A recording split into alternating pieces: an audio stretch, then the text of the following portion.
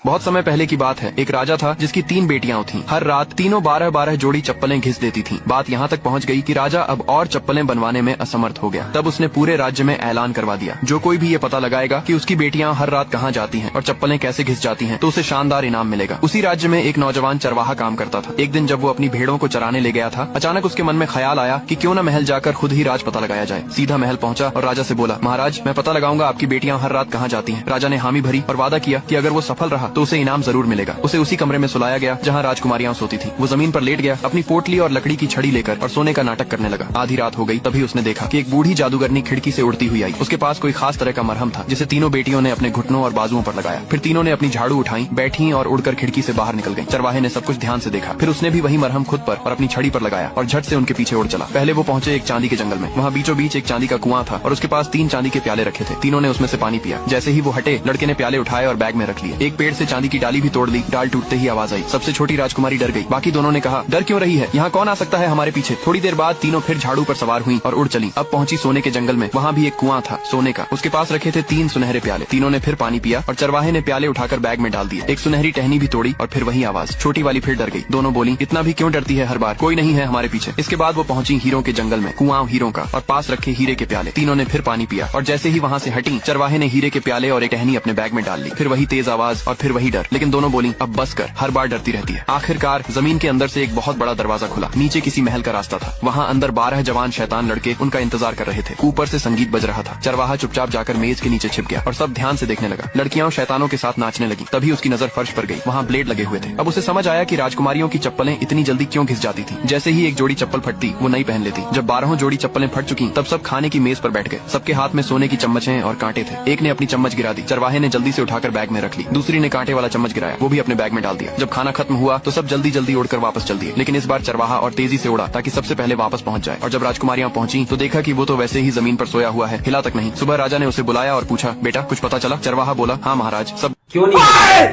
अलग पंडे एग्जाम बगल में आ सर जी गया, को लाइफ में नमस्ते कुछ करना है सर, पूरी तो देखने अगर दे ऐसा यार। है, तो क्यों नहीं हो रही।